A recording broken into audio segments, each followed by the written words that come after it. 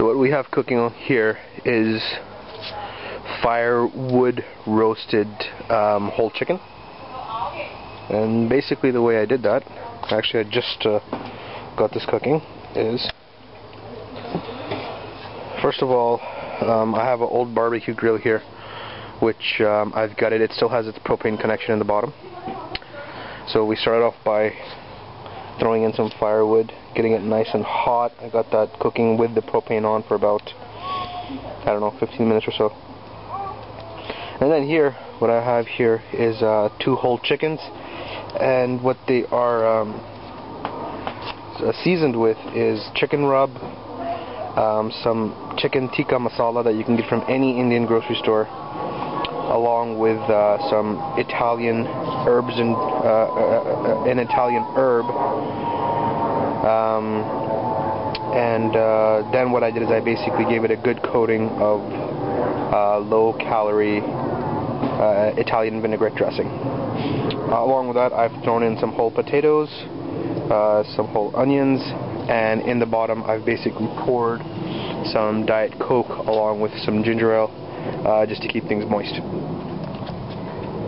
I have a little bit more onion here left over that I'm going to just throw in here. And essentially the onion is just going to caramelize and give it some good flavor.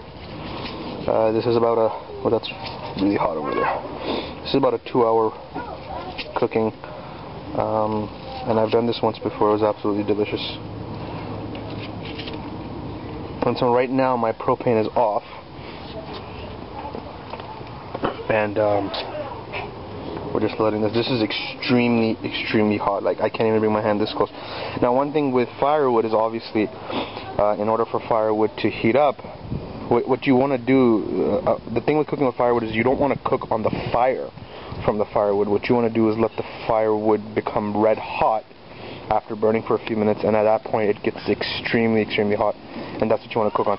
Now, see, I also have this, which is a fire pit, and here you can see it's open from all sides, as a result of which it gets plenty of oxygen. Here you're in a closed barbecue, so you're not going to get the oxygen. So what I have here is just a standard piece of copper piping that I had left over from a plumbing project, and also all I really do is just put it here and just blow in the pipe, and that gives the fire a good oxygen supply, and it just gets roaring hot, like so.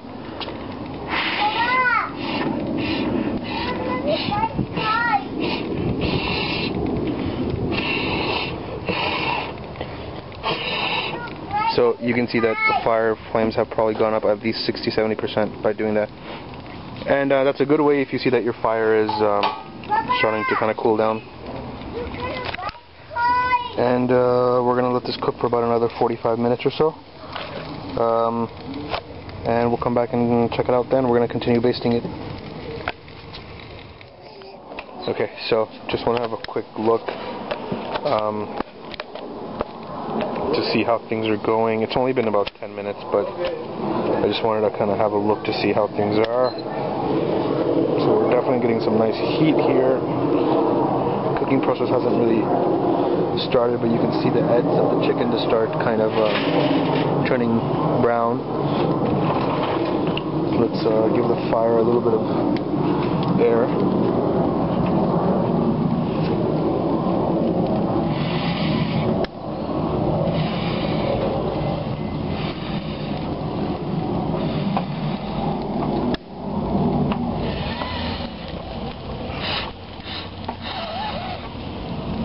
Hot, you can hear the sizzling,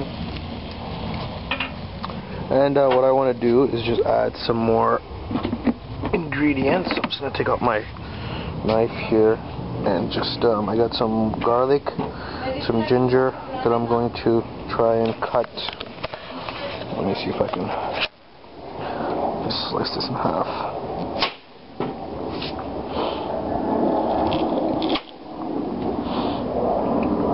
And I'm going to throw that into the basting as well, just to give it a little bit of a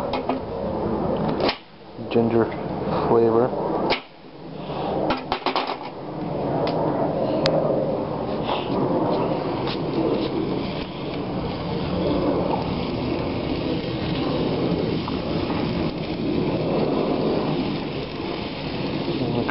of ginger, and we're going to take some whole garlic and just kind of throw that in there. I like to leave it on with the peeling because there's a lot of flavor in there, and again, we're not going to be making a gravy out of the leftover dripping, so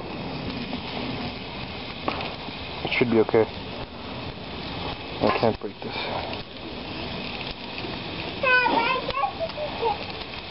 Okay, so anyways, I'm going to put the camera down, break this garlic up. There it is. And maybe I'm going to chop it up actually. And along with that, I'm going to also add some apple juice. And again, the purpose of the liquid is just to keep the moisture content up so your chicken is nice and juicy once it's cooked. Okay? We'll come back and probably check this in about half an hour. Okay, so it's been about 30 minutes. And you can see that I had to refresh the firewood. I had to put in 2 more pieces of firewood and get them lit up. The chicken is at a good temperature. It's coming along very nicely, browning. I am using my baster here just to, just keep the chicken nice and moist. And it's probably going to take about another hour or so before it's cooked properly from the inside.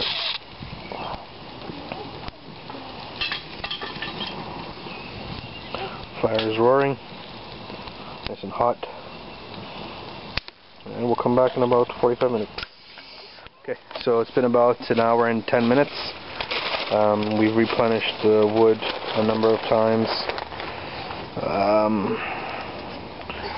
Because you can see it's very, very hot. I'm going to try and zoom in just because, as I mentioned earlier, the important thing is getting that red hot coal down there. You can see, I don't know if the camera is showing how red it is, but I mean, I'm about, I would say, 1.5 feet, 2 feet away from the grill right now, and I'm already feeling the heat. So here's the chicken, here's how it's looking. Okay, you can see it's boiling away, the juices. I am going to replenish the moisture when I see that it gets too low, just to make sure it stays nice and moist and juicy. As for the chicken itself, I should have, I didn't make a video of it, but basically I just went to the local butcher, got 2 full chickens with the skin still on, and I just lightly cleaned up the skin a little bit just to kind of make this as healthy as possible. I mean, it's not really a healthy meal, but just, take a little bit of the fat off. Because the idea is just to get the drippings from the fat, to get the flavor in there, right? Some people, what they'll do is before they actually start roasting it in a pan like this, is they'll just sear the chicken directly on the grill for a couple of minutes, and what that does is it kind of locks in all the juices. I didn't do that this time because, as you can see, I've split the chicken down the middle and opened it up. So anyways, I would say we still have about another half hour to 45 minutes on this because the insides haven't started cooking entirely yet. I mean, they've started cooking, but they're not cooked, so I would say at least half an hour and it'll be nice and ready to go.